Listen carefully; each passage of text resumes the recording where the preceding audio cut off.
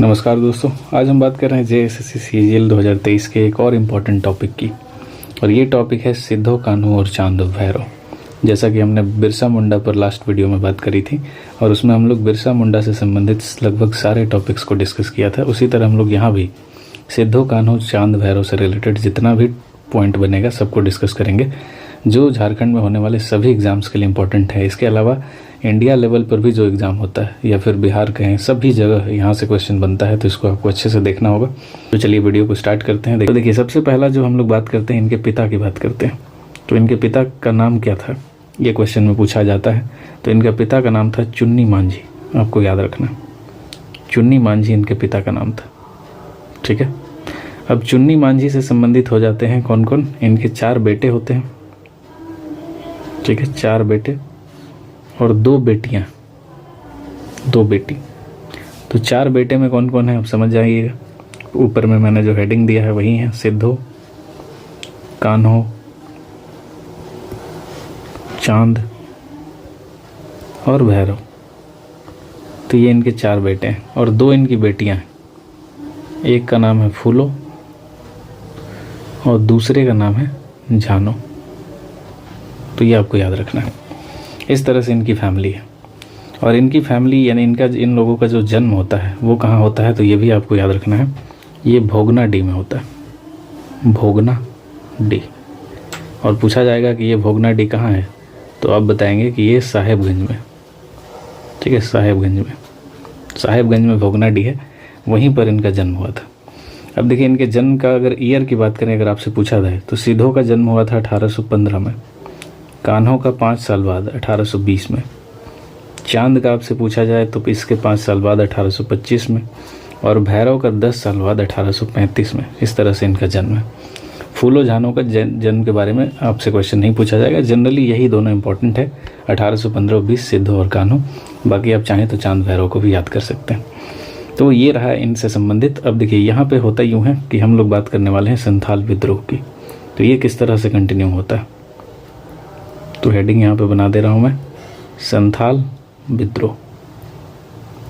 ठीक है, अब इसके पीछे का सारा कहानी हम लोग समझेंगे।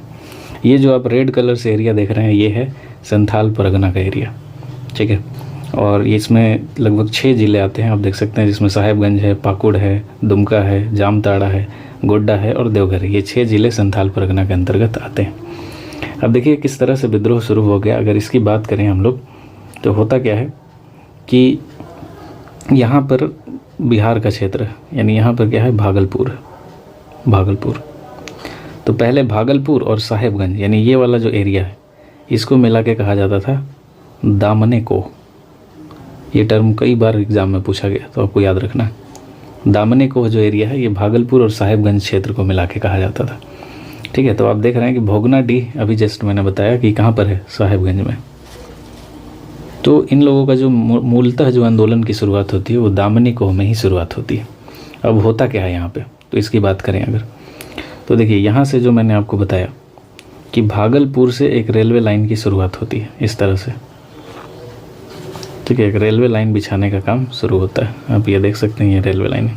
और ये आप देख रहे हैं मैप में कि ये जो है वेस्ट बंगाल का क्षेत्र है, बंगाल का क्षेत्र है। तो ये भागलपुर से, और जो बंगाल में एक क्षेत्र है बर्धमान, यहाँ तक एक रेलवे लाइन बिछाने की बात चलती है। और ये काम शुरू भी हो जाता है।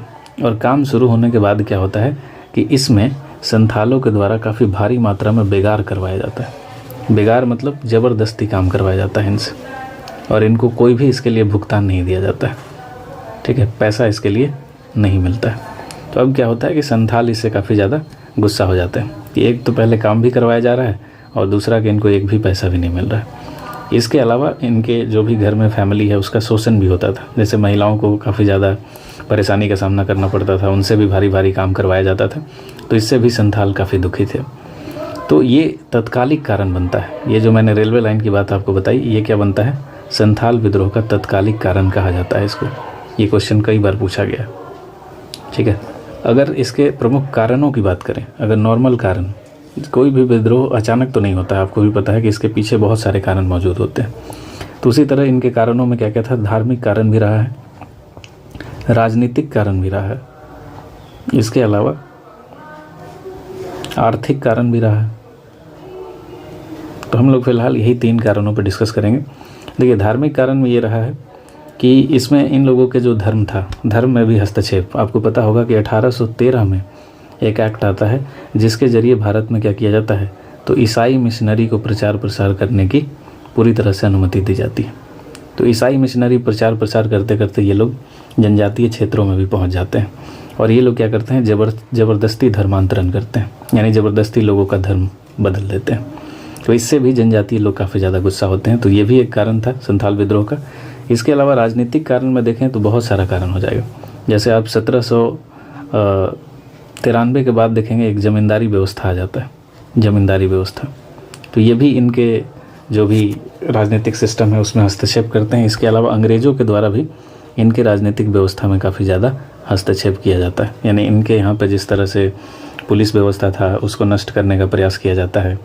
इसके अलावा यहाँ पे जो इन संथालों के जो गाँव का हेड होता था, जो पंचायत का हेड होता था, उनके पदों को समाप्त करने की पूरी तरह से कोशिश की जाती है।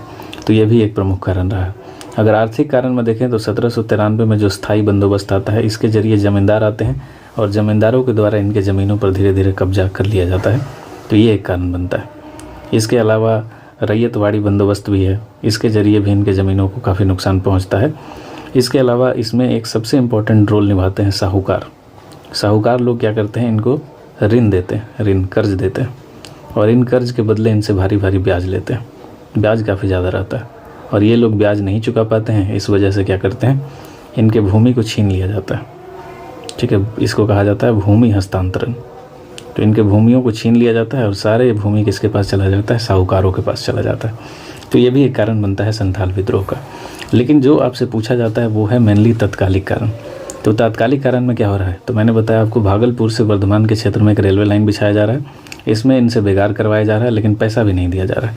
अब ये लोग क्या होंगे कि जो ये सिद्धू कान्हू और चांद भैरव हैं, यानी चारों भाई और 2 बहन, ये लोग क्या करेंगे, संथालों को इकट्ठा करेंगे, जागरूक करेंगे।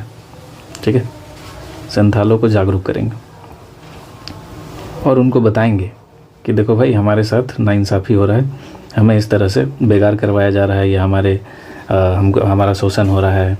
इसके अलावा धार्मिक सभी चीज़ों के तरफ से, यानी जो भी कारण रहे हैं सब बताते हैं और सभी को जागरूक करने का प्रयास करते हैं। लेकिन ज़्यादा जागरूकता इनमें आती नहीं। तो ये लोग क्या करते हैं कि जो सिद्धू और कान्हू हैं, सिद्धू और कान्हू ये क्या करते हैं, ये अपने आप को ठाकुर का दूत घोषित करते हैं। ठाकुर का दूत। जनरली आप देखेंगे कि जितने भी विद्रोह हुए हैं जनजातियों, वहाँ पर लोगों को एकजुट करने के लिए ये लोग अपने आप को भगवान का दूत घोषित करते हैं ताकि लोग जल्दी से एक दूसरे से जुड़ें। तो यहाँ पे सिद्धू और कान्हू क्या करते हैं, तो ठाकुर का दूत अपने आप को घोषित करते हैं। इसके बाद क्या होता है कि ठाकुर का दूत घोषित करने के बाद ये कहते हैं कि जो हमारा आज़ादी के लिए आप लोगों को क्या करना है, हथियार उठाना है। आज़ादी के लिए हथियार उठा लो और जो हमारा ज़मीन इनके पास है वो हम क्या करेंगे, इनसे छीनेंगे। आज़ादी के लिए हथियार उठा लो, ये कहते हैं। ये इनका नारा रहता है उस समय में। उसके बाद ये कहते हैं कि जो दीकू हैं, यानी जो बाहरी हैं, जो अंग्रेज़ हैं, जो साहूकार हैं, जो ज़मींदार हैं, ठीक है, इनको क्या करना है, यहाँ से भगाना है, जो हमारी शोषण कर रहे हैं। तो ये लोग यहाँ पे एक नारा देता है, एक और नारा है, आज़ादी के लिए हथियार उठा लो के बाद एक नारा है कि करो या मरो, करो या मरो, अंग्रेज़ों हमारी माटी छोड़ो। तो ये नारा भी कई बार पूछा गया, अंग्रेज़ों हमारी माटी छोड़ो। तो इसी नारे के साथ क्या होता है, 30 जून 1855 को संथाल विद्रोह शुरू हो जाता है। ठीक है, विद्रोह शुरू। तो जो विद्रोही हैं वो कहाँ जाएंगे सबसे पहले, तो पहला देखिए उनको दिखता है कि जो रेलवे लाइन वाला क्षेत्र था जहाँ पे बिछ रहा था रेलवे से समझ जाइएगा, रेलवे लाइन की तरफ में 2 दरोगा यहाँ पे बैठे रहते हैं। दारोगा कौन कौन है, तो एक है दरोगा महेश राय, ठीक है, और दूसरा है दरोगा प्रताप राय। इन दोनों का ये हत्या कर देते हैं, यानी जो भी विद्रोही हैं इन दोनों की हत्या कर देते हैं। अब इससे क्या हो जाता है कि अंग्रेज़ लोग काफ़ी डर भी जाता है और गुस्सा भी हो जाता है। तो अंग्रेज़ों में क्या होता है, डर और गुस्सा।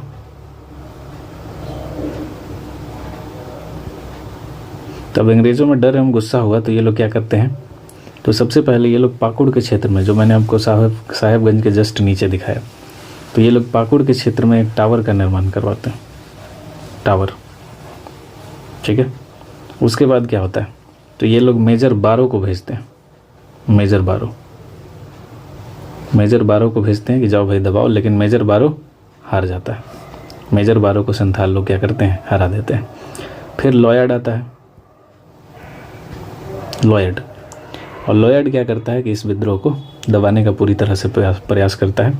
और लॉयड के साथ आता है रीड, अलेक्जेंडर, यानी बहुत सारे अंग्रेज आ जाते हैं, सारे अधिकारी यहीं पे आ जाते हैं। इसके अलावा एक थॉमसन भी था, 4 लोग हैं। तो ये चारों आके क्या करते हैं, विद्रोह को दबा देते हैं, यानी ये लोग जीत जाते हैं और संथाल विद्रोह धीरे धीरे दब जाता है, आप कह सकते हैं। लेकिन यहीं पे आपको याद रखना है कि यहाँ पर जितने भी विद्रोही हैं, यानी जो चारों विद्रोही हैं, हमारे चारों भाई, तो इनके ऊपर 10,000 रुपये का, क्या लगता है, इनाम रखा जाता है।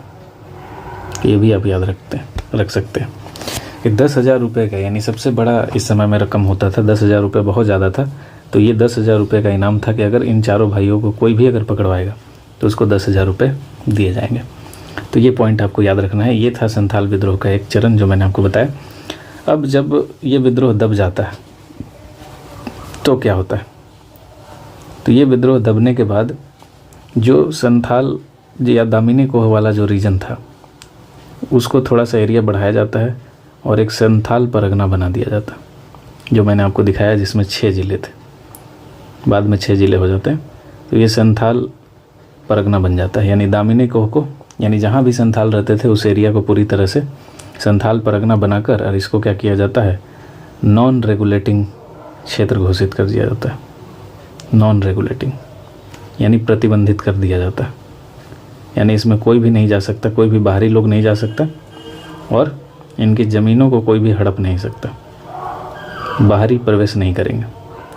इसके अलावा क्या किया जाता है, तो इसके अलावा एक जॉर्ज यूल हैं, जॉर्ज यूल के नेतृत्व में पुलिस व्यवस्था का भी, यानी जो पुलिस व्यवस्था संथालों के अंदर में था, संथालों में ये था कि वो लोग आपस में ही अपने गांव की रक्षा करते थे, उसी में से पुलिस बनाते थे।